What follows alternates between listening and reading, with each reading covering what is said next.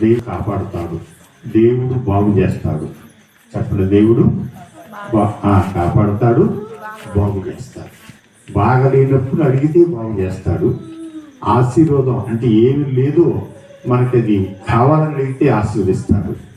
అడగకుండా వచ్చాంలే కూర్చున్నాంలే దేవుడికి తెలియదా మనకి ఏది లేదో ఏది ఉందో అనకూడదంట. నీకు ఏది కొదువైందో అది అడిగితే, ఆ ప్రార్థనలు అడిగితే ఇస్తానన్నాడు. మీరు ఆ మాట చదవండి ఒకసారి.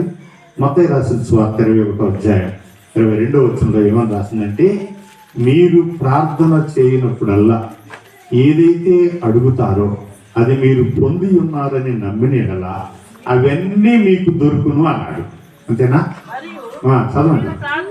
అది మీరు ప్రార్థన చేసేటప్పుడు వేటిని అడుగుతారో అవి దొరికినవి నమ్మిన ఎడలా మీరు వాటన్నిటినీ ప్రార్థనలో ఎన్ని అడిగావో అన్నిటినీ పొందుతారు.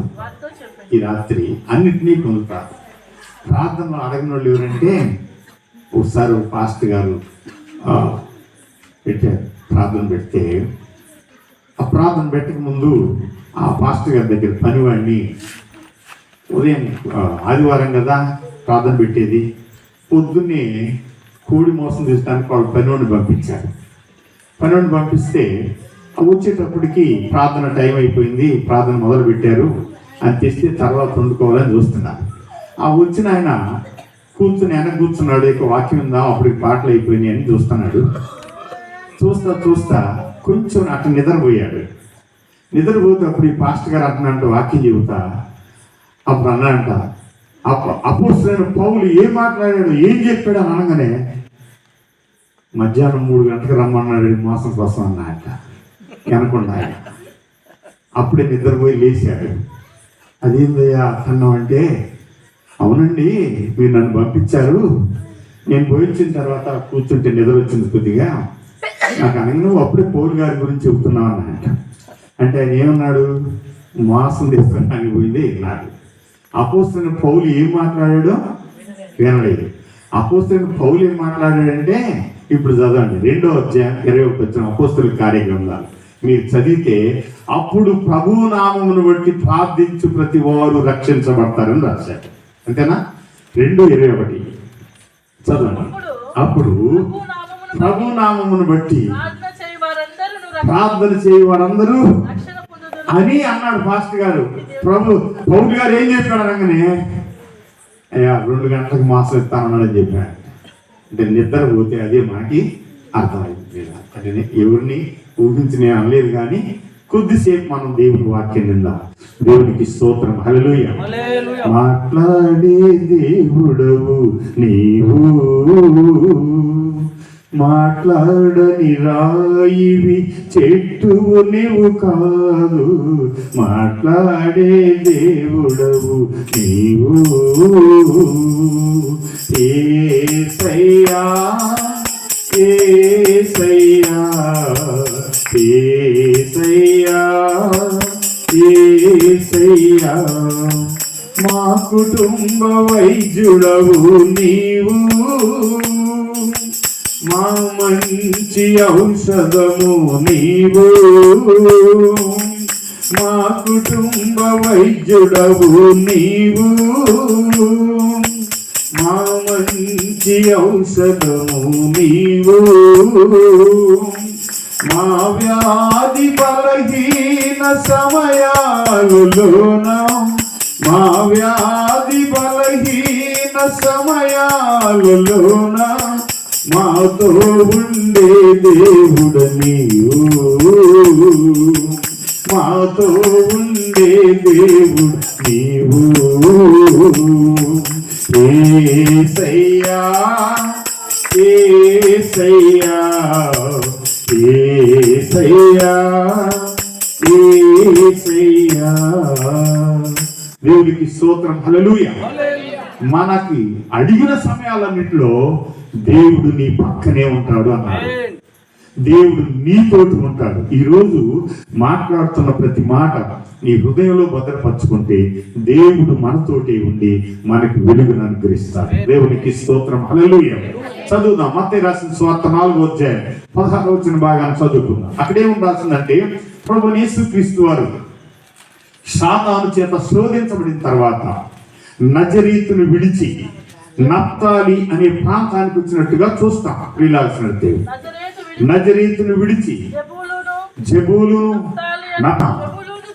జెబూలును దేశమును నప్తాలి దేశమును యోర్దానికి అవతల ఉన్న దేశమును సముద్ర తీరమునున్న అన్య జనులు నివసించు గలిలయ పట్టణానికి కూర్చులో ఉన్న ప్రజలందరికీ దేవునికి స్తోత్రం, హల్లెలూయా, గొప్ప వెలుగును చూశారు.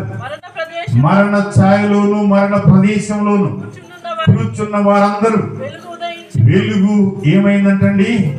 ఉదయించింది. చెప్పండి, వెలుగు ఉదయించింది. యేసు ప్రభువారు చూడగానే, యేసు ప్రభువారిని చూడగానే వారి హృదయాల్లో వెలుగు ఉదయించింది. ఎసమంటి వాళ్ళకంటే మరణ ఛాయలో కూర్చున్నారు, మరణ ప్రదేశంలో కూర్చున్నారు. ఈ కూర్చున్న జనులు ఆనాడు ఇశ్రాయేలీలు, యూదులకి వెలుగు కలిగింది. ఈనాడు నీవు నేను కూడా యేసు ప్రభువారి మాటలు పరిపూర్ణంగా సంపూర్ణంగా వినగలిగితే మన జీవితాల్లో కూడా వెలుగే కలిగింది. దేవునికి స్తోత్రం, హల్లెలూయా. చిన్న ప్రార్థన చేసుకుందాం. పరిశుద్ధుడు, ప్రేమ కలిగిన ప్రభువా, సర్వశక్తి మంతుడా మీకు స్తోత్రం చెల్లిస్తున్నాను తండ్రి. చదవబడిన నీ మాటలు, నీ వాక్యం, నీ బిడ్డలైన మేమందరం అర్థం చేసుకునే జ్ఞానం దయచేయండి. ఈ రాత్రి మీరు మాతో మాట్లాడుతుండగా వాక్యమైన వెలుగు చేరి వచ్చిన మా అందరికీ, ప్రతి ఒక్కరికి నీ వెలుగు అనుగ్రహించండి ప్రభువా. ఏదైనా తండ్రి దుష్టుడు కార్యాలయంలో వచ్చిన చీకటి యేసు నామములో దాన్ని లయపరచండి.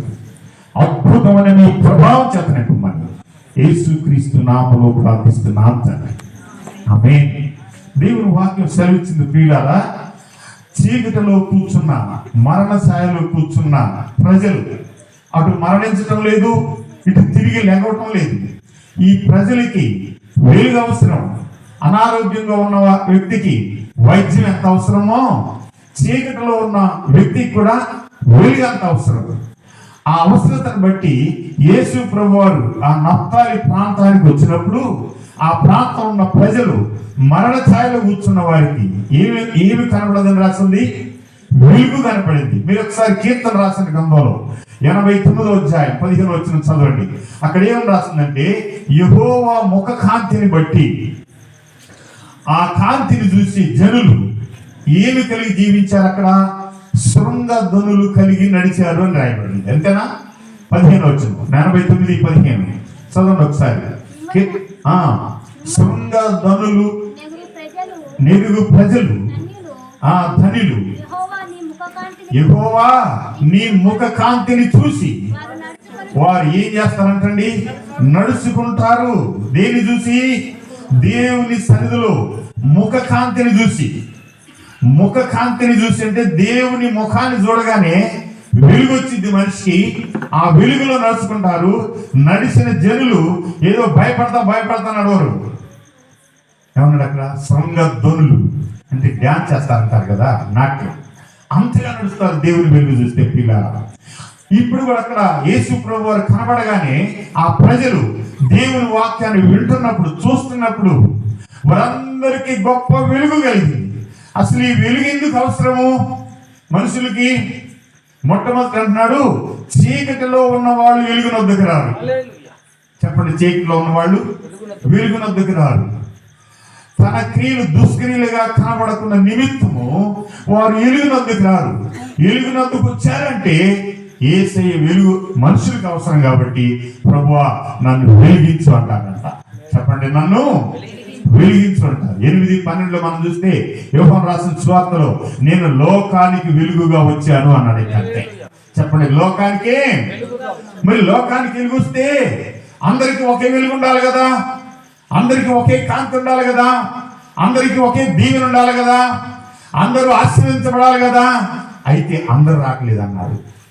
అదే 3వ అధ్యాయం యోహాను రాసిన సువార్త 19వ వచనం చూసినట్టే అక్కడ మీకు శ్రేష్టమైన దేవుని మాట కనబడింది. ప్రియులు వచ్చినట్టే 3వ అధ్యాయం చదవండి. ఆ తీర్పు ఇదే, వెలుగు లోకంలోకి వచ్చింది కానీ తమ క్రియలు చెడ్డమైనందున మనుషులు వెలుగునొద్దకి ప్రేమించక చీకటినే ప్రేమిస్తున్నారు. ఇక ఆగుదాం. వెలుగునొద్దకు రావట్లేదు, మరి ఎవరిని ప్రేమిస్తున్నారు? చీకటిని ప్రేమిస్తున్నారు. చీకటిని ప్రేమించే వాళ్ళంటే ఒక ఈ గ్రామంలో చర్చి ఉందనుకోండి, ఒక 50 మంది ప్రార్థనకి వెళ్తున్నాం. ఉన్నది ఎంతమంది? ఒక 150 మంది ఉంటారు అనుకోండి. అంటే తగ్గిన 100 మంది ఏం ప్రేమిస్తున్నారు? చీకటి. అంటే 2 వంతులు వాళ్ళే. అంతే కదా. నీకు ఎంత లైట్లు అయితే మాత్రం 100 లైట్లు ఎక్కువ ఉంటుంది, కానీ 50 లైట్లకి తక్కువ కదా. అంతే కదండి.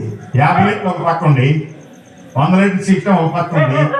అయితే ఈ చీకటి ఆ 50 ఏం చేసిందంట? అణిచివేసింది పిల్ల. అందుకని దేవుడు అన్నాడు, నేనే లోకానికి వెలుగుగా వచ్చాను కాబట్టి నా యొద్దకు వచ్చేవాడు చీకటిలో ఎంత మాత్రము నివసించడు. చెప్పండి, నివసించడు అన్నాడు. 12:46 యోహాను రాసిన సువార్త చదవండి ఒకసారి. అక్కడ ఏమని రాసిందంటే, దేవుని యొద్దకు కనుక వచ్చాడు అంటే వాడు చీకటిలో ఎంత మాత్రము నివసించడు. మరి ఏం చేస్తాడు? వెలుగులోనే ఉంటాడు. వెలుగును చూస్తున్నప్పుడు, వెలుగు కలిగిన మాటలు వింటున్నప్పుడు, వెలుగులో జీవిస్తున్నప్పుడు తనంతటికీ సంతోషంగానే ఉంటుంది. చెప్పండి, అదంతటికీ సంతోషంగా ఉంటుంది. చీకటిలో నివసించిన వాళ్ళు ఎవరని చెప్పాడు? తమ క్రియలు చెడ్డమైనందున అన్నాడు. చెప్పండి, తన క్రియలు చెడ్డమైనందున వాళ్ళు వెలుగునొద్దకు రారు. నేను విన్నాను ఈ రోజున ఒక మాట. ఒక పాస్టర్ గారు ఒక ప్రాంతానికి వెళ్ళి అక్కడ కూర్చున్న వ్యక్తికి వందనాలు చెబుతుంటే, నువ్వు బోలే అంట. ఏంటి పాస్టర్ గారి మాట ఆయనకి అవసరం లేదు. అంటే వందనాలు చెబుతాడుగా, ఏమన్నా ఆయన డబ్బులు ఇవ్వమన్నాడా, లేకపోతే ఈయన ఏమన్నా ఆ ఊళ్ళో ఉండమన్నాడు పాస్టర్ గారిని? వందనాలు చెప్పడానికి కూడా కష్టమైంది. ఒకనొక రోజున వాళ్ళు చేసిన క్రియల వల్ల, వాళ్ళు చేసిన అపవిత్రత వలన అనేకమైన బలహీనతలు వచ్చి ఎక్కడ ఉన్నాడు? ఇప్పుడు మంచంలో ఉన్నాడు. చెప్పండి, ఏమున్నాడు? మంచంలో ఉన్నాడు. క్రియలు చెడ్డవైతే దేవుని వాక్యానికి అవిధేయులుగా ఉంటారు వీళ్ళు. అసలు క్రియలు చెడ్డవి కాకుండా వాటిని తీసేసుకోవడానికి వెలుగునొద్దకు రాగలుగుతారు అన్నారు. దేవునికి స్తోత్రం. హల్లెలూయా, హల్లెలూయా. దేవుని యొద్దకు ఎప్పుడైతే వస్తామో మనం చీకటి నుంచి తొలగించబడి వెలుగుని ప్రేమించిన బిడ్డలుగా ఉంటాం. ఆ వెలుగు ఏంటంటే దేవుని వాక్యమే వెలుగని రాస్తుంది. చెప్పండి, దేవుని వాక్యమే వెలుగు. దేవుడే వెలుగు అన్నాడు, నేనే వెలుగుని అన్నాడు. మీరు చదువుకున్న 8:12 చూసినట్టయితే, యోహాను రాసిన సువార్త మొదట్లో చూస్తే వాక్యమే వెలుగని రాస్తుంది. ఇప్పుడు చెప్పండి, ఈ రోజు వింటున్న వాక్యాన్ని కనుక నువ్వు రోజు చదవగలిగితే మీ జీవితం అంతా వెలుగుగానే ఉంటుంది. ద్వితీయోపదేశకాండం 6:4 ఏమంటే, మీరు నడుస్తున్నప్పుడు, కూర్చున్నప్పుడు, పడుకున్నప్పుడు, లేచినప్పుడు నా మాటలే పలకండి అని. ఎందుకని? ఆయన వెలుగు నీలో ఉండటానికి, ఆయన వాక్యం నీలో ఉండటానికి, ఆయన మాటలు నీలో ఉండటానికి. ఆయన మాటలు నీలో ఉంటే చీకటి కార్యాలన్నింటినీ నువ్వు ద్వేషిస్తావు, నేను కూడా ద్వేషిస్తాను. దేవుని యొద్దకు రాకముందు మన ఇష్టానుసారమైన జీవితం జీవించినంతా చీకటిగానే ఉంటుంది. ఆ చీకటితో ఉండి మనం ఏది అడిగినా దేవుడు ఈడు, మనుషులు సహాయం చేయరు. గుర్తుపెట్టుకోండి. ఇస్తారా? ఇప్పుడు నేను ఒకసారి తాగి వచ్చాను అనుకోండి, రెండోసారి కూడా మా నాన్న అడిగితే డబ్బులు ఇస్తారా? చెబుతారు బజార్లో, అయ్యో ఎందాక ఇచ్చిన ఇప్పుడే కాదు చెప్పాడు మీవాడు, మళ్ళీ ఎందుకు ఇస్తాం, మళ్ళీ పాడైపోతాడు. ఉండగానే ఈడిస్తా. దేవుడు కూడా అంతే, అంతే కదా. అవిశ్వాసము కలిగిన వారికి ఆయన ఏ క్రియ చేయలేదని రాసింది బైబిల్లో. 13 చివరి వచనంలో, మత్తయి రాసిన సువార్తలు మీరు చదువుకుంటే ఆ మాటలు కనబడతాయి. 11 చివరి వచనంలో మత్తయి రాసిన సువార్తలు. ప్రియుల, ఎందుకని చెప్తున్నాడంటే దేవుడు మనతోటి, నీతోటి, నాతోటి మాటలు, నీవు నేను ఆయన వెలుగులో నడిచి శృంగార ధ్వని చేయాలని చెప్తున్నాడు. రెండోది, ఆయన వెలుగులో నడిచి క్రియలన్నీ, చెడ్డ క్రియలన్నీ మానుకోవాలని చెబుతున్నాడు. మూడోది మనం చూస్తే ఆయన వెలుగులో నడిచి పరలోకానికి ఎక్కిపోవాలని చెప్తున్నాడు. అన్నమాట. చీకటిలో ఉన్న వ్యక్తి ఎక్కగలుగుతావా? ఇప్పుడు యాకోబు తన జీవితంలో తన తల్లి దగ్గర తల్లి మాటలు విని అన్నని మోసం చేసి ఆ క్రియలన్నీ చేసిన తర్వాత ఆ భయంతోటి ఒకసారి పోయి పడుకుంటే ఏం కనపడదానికి? ఆకాశానికి భూమికి నిచ్చెన పడదు.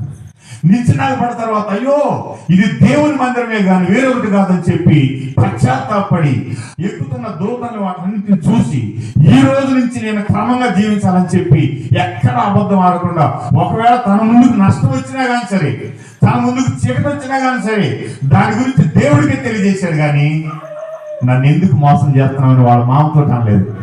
అంతేకాదు వాళ్ళ మామతోటి అనలేదు. అయితే దేవుడిని అడిగాడు, ఏమని? ప్రభువా, ఈ రాత్రి నన్ను నువ్వు ఆశీర్వదించండి, నాకున్న ఆటంకాలు తొలగించండి, నాకున్న చీకటిని తొలగించండి. ఆయన ఏమన్నాడు తెలుసా? నీకు పిల్లనిచ్చే మాట వాస్తవే కానీ అయితే ఈ పిల్లని చూసిన పిల్ల ఏమో రెండో పిల్ల అంట చక్కగా ఉంది, ఈయన ప్రేమించాడు యాకోబు. రెండో పిల్లని ఇస్తానని చెప్పి అన్నాడు. ఇంతలో ఈ పిల్లని ఈ రాత్రి పెళ్లి చేయబోతే పెళ్లి ఆ రోజులు అర్ధరేత్రప్పుడు చేసి పగులు క్రైస్తవులు కూడా. అందుకని ఇది ఇప్పుడు హిందువులు అదే పాటిస్తారు, అర్ధరేత్రప్పుడే పెళ్లి చేస్తారు, దాన్ని అదే పాటిస్తారు వాళ్ళు. మనం ఎప్పుడు పడితే అప్పుడు చేస్తాం, ఎందుకంటే ఏసీ వచ్చిన తర్వాత అంత సమయం మంది అని అన్నాడు. ఇంకా అంతే, పగులైనా సరే రాత్రి అయినా సరే. ఆ రోజు ప్రార్థన చేస్తుంటే గుడ్డాలను కట్టి పెద్ద కూతుర్ని పెట్టారు. చెప్పండి, పెద్ద కూతుర్ని తెల్లారి చూస్తే మోసం చేశారు. ఈయన ఇటు మోసం చేసేవంటి ఈసారి కూడా ఇంకా మళ్ళీ 7 ఏళ్ళు కొలువు చేయి, నీకు మళ్ళీ పిల్లనిస్తానని చెప్పాను. ఆ 2 పిల్లనిస్తాను అన్నాడు. ముందు చెప్పే కదా అంటే అప్పుడు అనుకున్నానంట, ప్రభువా నేను అన్నను మోసం చేసి వచ్చాను కాబట్టి ఇక్కడ ఈయన నాకు మోసం చేశాను అని. దేవునికి స్తోత్రం. హల్లెలూయా, హల్లెలూయా. ప్రియులారా, ఈ మోసపోని జీవితాలే చీకట్లో నడిచి అది చెప్పడానికి చెప్పే యాకోబు గురించి. మీకేం తెలియదని కాదు, కానీ మీరు కూడా దేవుని వాక్యం విన్నారు, చాలా విన్నారు కాబట్టి వాక్యం తెలుసు. అయితే ఎప్పుడైతే వాక్యాన్ని తెలుసుకున్నాడో, దేవుణ్ణి తెలుసుకున్నాడు యాకోబు, ఆయన గురించిన పాట ఏమని రాసిందంటే, వాక్యమును యాకోబుకు తెలియచేసిన వాడని, వాక్యమును యాకోబుకు తెలియచేసిన వాడని, ఏ జనముకి లాగునా చేసి ఉండలేదని,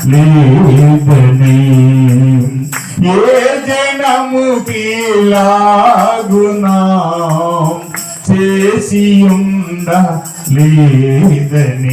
దేవునికి స్తోత్రము గానము చేయుటయే మంచిది, మనమందరము స్తుతి గానము చేయుటయే మంచిది. దేవునికి స్తోత్రం. హల్లెలూయా. దేవునికి స్తోత్రము గానం చేయడం మంచిది అన్నాడు. ఏమే మంచిదంటే, దేవునికి స్తోత్రం చేసినప్పుడు నీకు నీ కుటుంబానికి ఆశీర్వాదం వచ్చింది. నీకు నీ కుటుంబానికి ఆశీర్వాదం రావాలంటే అంతకుముందు దేవునికి వ్యతిరేకమైన ఏదైనా అబద్ధం ద్వారా, చూపు ద్వారా, ఆలోచన ద్వారా అపరాధం కనుకున్నట్లయితే అది ప్రభు సన్నిధిలో ఒప్పుకొని విడిచిపెట్టడమే చీకటి నుంచి మనుషులు తొలగిపోవడం. చెప్పండి, చీకటి నుంచి మనుషులు తొలగిపోవడం. ఎప్పుడైతే తొలగిపోయామో ఆ రోజు నుంచి ఆశీర్వాదం రమ్మంటే వచ్చింది అంతే. చెప్పండి, ఆ రోజు నుంచి ఆశీర్వాదం. అసలు ముందు ఆశీర్వాదం అంటే చెప్పాలి, ముందే చెప్పండి. ఆశీర్వాదం అంటే ఎక్కడ చాలాసార్లు నేను ఉంటాను. చెప్పండి ఒకసారి, లేని వాటిని ఉన్నట్టుగా చేయటం. చెప్పండి, లేని వాటిని ఉన్నట్టుగా అంటే మనకు లేదు లేవనగానే లేని బంగారం రావాలని కాదు. ముందు మన కుటుంబంలో ఏదైతే అవసరం ఉందో ఆ అవసరం దేవుడిని అడగగానే దేవుడు సహాయం చేయటం. దేవుడు సహాయం చేయడానికి రాగానే మనలో ఉన్న అపరాధం అని చీకటి అడ్డుగా వచ్చిందంట దేవుడికి. చెప్పండి, ఏమొచ్చింది? అడ్డుగా వచ్చింది. ఎప్పుడైతే అడ్డుగా వచ్చిందో ఆశీర్వాదం ఆగిపోయింది. ఆగిపోయిన ఆశీర్వాదాన్ని నువ్వు తిరిగి మళ్ళీ దేవుని దగ్గర నుంచి పొందాలంటే మనం ఏమి అతిక్రమం చేశామో దాన్ని ఒప్పుకొని విడిచిపెట్టాలి. అతిక్రమంలో దాచిపెట్టువాడు వర్ధిల్లుడు. ఆ తర్వాత ఒప్పుకొని విడిచిపెట్టినవాడు కనికరం పొందుతాడు. చెప్పండి, ఏం పొందాలి? కనికరం పొందుతాడు. అంటే దేవుని కనికరం పొందుతాడు. దేవుని కనికరం అంటే దాని అర్థమైంది, అయ్యో నన్ను అడిగాడు, నేను ఈగిపోయినందుకు తన పాపాలను విడిచిపెట్టాడు కాబట్టి కనికరం చూపుతాడు. అంతే కదా, ఏం చూపుతాడు? కనికరం చూపుతాడు. ఎప్పుడైతే కనికరం చూపాడో మనిషి మీద, ఆ రోజు నుంచి ఆశీర్వాదం నీకు, నీ కుటుంబానికి, నాకు, నా కుటుంబానికి వచ్చి ఉన్న ప్రజలందరి మధ్యలో ఉన్నతమైన స్థానంలో ఉంటామంట. అది దానంట. ఇశ్రాయేలీయుల మధ్యలో. చెప్పండి, ఎట్లుంటారంట? ఇశ్రాయేలీయుల మధ్యలో. ఈ వాక్యం అన్న గుర్తుందా? అసలు నేను బైబిల్ చూడటం చెప్తాను, మీరు కూడా చెప్పాలి అసలు ఆ వాక్యం. అసలు చదవండి ఒకసారి. 8వ అధ్యాయం 18వ వచనం, యెషయా రాసిన గ్రంథం. నేనును నా పిల్లలను యెహోవా చేత ఆశీర్వదించబడ్డాం, ఇశ్రాయేలీయులందరి మధ్యలో కొండ పైన పట్టణంగా ఉన్నానని రాసిందా? దేవునికి స్తోత్రం, హల్లెలూయా. చదవండి ఒకసారి. నేనును నా పిల్లలు. 8:18. ఇదిగో నేను అది యెహోవా నాకు ఇచ్చిన పిల్లలు సియోను కొండ మీద నివసించుచు సైన్యములకు అధిపతియగు యెహోవా సూచనలుగాను ఇశ్రాయేలీయుల మధ్య మహాకార్యములుగాను ఉన్నాం. దేవునికి స్తోత్రం, హల్లెలూయా, హల్లెలూయా. నేనును యెహోవా నాకు ఇచ్చిన పిల్లలు అట్లా మన పిల్లలు అచ్చం మా పెద్ద మా వెంటనే ఉంటాడు. అట్ట బుక్కిలో మా కొడుకు అంటుంటారు కదా. దేవుడు ఇచ్చారంటలా, దేవుడు పోలిక అంటల్లా. దేవుడు ఏమన్నా అంటే నా పోలిక మీకు ఇచ్చాను అన్నాడు. చెప్పండి, నా పోలిక మీకు ఇచ్చాను అన్నాడు. యెహోవా పోలిక మనకిస్తే యెహోవా ఇచ్చే ఆశీర్వాదం నీకు వచ్చింది. ప్రియుల ఆశీర్వాదం. యెహోవా పోలిక ఎప్పుడు వచ్చిందంటే దేవుని ముఖ కాంతి మన మీదకి వచ్చినప్పుడు, దేవుని వాక్యం అనే వెలుగు మన హృదయంలోకి వచ్చినప్పుడు, దేవుని వాక్యం ద్వారా విన్న మాటలు మనం ఎప్పుడు ఆలోచన చేసినప్పుడు మనలో ఉన్న చీకటి అంతటినీ తీసివేస్తారు. దానికి ఏముందంటే మీరు దేవుని ఆత్మ చేత కడగబడాలి అన్నారు. చెప్పండి, దేని చేత అంటండి? 1 కొరింథీయులకు రాసిన పత్రిక 6వ అధ్యాయం 11 కానీ 13 వచ్చిన కానీ చదవండి. అక్కడ ఏముంది రాసిందంటే ఆత్మయందు మీరు కడగబడి అన్నారు. చెప్పండి, దేని చేత అంటండి? ఆత్మయందు మీరు కడగబడి పరిశుద్ధపరచబడి నీతిమంతులుగా తెచ్చబడి. దేవునికి స్తోత్రం, హల్లెలూయా. మనకున్న మురికి కడిగిన తర్వాతనే మనం తేటగా కనపడతాం. అంతే కదా. పొలం పోయించినా కానీ, టన్ను పోయించినా కానీ, లేదా వేరే చోట నుంచి పోయించినా కానీ, ఎప్పుడైతే కడగబడతామో నీతి అనే మాటకు దాని అర్థం నీతిమంతులుగా వెలుగు పొందిన వారుగా ఉంటాం. వెలుగు పొందిన వారుగా ఉండి ఆ రోజు నుంచి బయట నుంచి లేక బంధువుల నుంచి పక్క నుంచి ఎంత చీకటి కార్యాలు మన మీదకి వచ్చినా వాటన్నిటినీ ద్వేషిస్తానే ఉంటాం. చెప్పండి, వాటన్నిటినీ ద్వేషిస్తానే ఉంటాం. ద్వేషించిన తర్వాత దేవుడు అప్పుడు మన దగ్గరికి వచ్చి మనల్ని ఆశీర్వదించడం మొదలు పెడతారు. వీళ్ళు ఆశీర్వదితే దేవునికి స్తోత్రం, హల్లెలూయా. కడగబడి నీతిమంతులుగా మార్చబడ్డారు. నీతి అనే మాటకి వెలుగు ఫలం అన్నాడు. చెప్పండి, నీతి అనే దానికి ఉందా బైబిల్లో? ఎఫెసీయులకు రాసిన పత్రిక 5వ అధ్యాయం 8వ వచనం చదవండి. అక్కడ ఏమని రాసిందంటే ఇప్పుడైతే మీరు అన్నాడు. చెప్పండి, ఎప్పుడంట? ఇప్పుడైతే. చదవండి, వాక్యాన్ని చదవండి పిల్లలు. 8. ఇప్పుడైతే ప్రభునందు వెలుగై ఉన్నారు. వెలుగు ఫలం సమస్త విధములైన మంచితనము, నీతి, సత్యమును వాటిలో కనబడుతుంది. నీతిలో ఏం కనబడుతుంది? వెలుగులో ఏమేం కనబడుతుంది? సత్యం అనే వెలుగు కనబడుతుంది. మా ఊర్లో మా పెద్దమ్మ గారు ఒకసారి క్రీస్తు సంఘానికి ప్రార్థనకు వారి కొంచెం బాగా లేనప్పుడు ఆ రొట్టె ద్రాక్ష రసం కూడా ఇంటికి తెప్పించుకుంటుంది. అన్ని చేసిన తర్వాత ఆయనకు ఒక కొడుకు, 4 కూతుర్లు అయితే వాళ్ళందరూ పెళ్ళి అయిపోయి ఆ కొడుక్కి పిల్లలు పుట్టాల. సరే, మేము ఆయనకు బాబాయ్ కొడుకులు అవుతాం. నాకు 4 కొడుకులు. ఇందులో నేను అప్పటికి చాలా పేదతనంలో ఉండి ఎక్కడ ఇల్లు కొనలేకపోయినా ఒకే ఇల్లు ఉంది. వీళ్ళు కనుక వాళ్ళు బాగా మాట్లాడుకుంటున్నారు. కానీ ఆ ఆలోచన మరి ప్రార్థన పోయింది కదా, దేవుని వాక్యం ఉంది కదా, ఏం ఆలోచించాలా? స్థిరమైన మనసు ఉండాలి కదా, దేవుడు ఆశ్రయిస్తాడని. అమ్మో, ఇచ్చిన ఆశీర్వాదం అంతా వాళ్ళ తమ్ముడు పిల్లలకి పెడతాడని చెప్పి కొడుకు చేత ఇల్లు అమ్మిచ్చేసి కొడుకు ఇల్లే లేకుండా చేసింది. ఏం ప్రార్థన అండి ఇది? ఇంకా ఏం వాక్యం ఉన్నట్టు? ఇంకా చీకట్లో ఉన్నట్ట, వెలుగులో ఉన్నట్ట? చెప్పండి, ఎక్కడ ఉన్నట్టు? చీకట్లోనే ఉన్నట్టు. అప్పుడు ఏమన్నారంటే అసలు నీ కొడుకుని నువ్వే దరిద్రులుగా చేసుకున్నావు. ఆ తర్వాత కొన్నిసార్లు వాళ్ళకి బట్టలు లేకపోతే నేను మా ఇంట్లో ఎవరికి తెలియకుండా కూనెల్లా వాళ్ళకి తీసుకుపోయి ఇవ్వడం, ఇవన్నీ జరిగింది. ఎందుకు చెప్తున్నా అంటే ఇవన్నీ దేవుని దగ్గరికి వచ్చిన తర్వాత అసూయ కక్షలు ఉండకూడదు. దేవుని దగ్గరికి వచ్చిన అక్కడ రాశాడు మంచితనం ఉండాలి అన్నాడు. అంతేనా? మంచితనం ఉండాలి, చెడుతనం ఉండాలా? మంచితనమే ఉండాలి. అందుకని ఆ రోజుల్లో ఇశ్రాయేలీయులు కూడా దేవుడు ఏమన్నంటే ఆ పట్టణంలో ఉన్న ప్రజలందరినీ పిలిచి, ప్రవక్తను పిలిచి, యెరూషలేమా నీలో ఉన్న చెడుతనాన్ని కడిగేసుకోమన్నాడు. నీలో ఉన్న, చదవండి అన్నమాట, ఇర్మియా రాసిన గ్రంథం 4వ అధ్యాయం 14వ వచనంలో కనుక మనం చూసినట్లయితే అక్కడ ఏమన్నాడంటే, కడిగి వేసుకుంటే గాని ఒక వ్యక్తి తేటగా కనబడతాడు, కడిగి వేసుకున్న వ్యక్తి నీతిమంతుడిగా మార్చబడతాడు. అది ప్రియులాసింది. చదవండి ఒకసారి. యెరూషలేమా అది నువ్వు రక్షించబడినట్లు హృదయంలో నుండి, చెప్పండి, ఏం కడిగి వేసుకోవాలంట? చెడుతనంని కడిగి వేసుకో. ఏం చేయడానికి?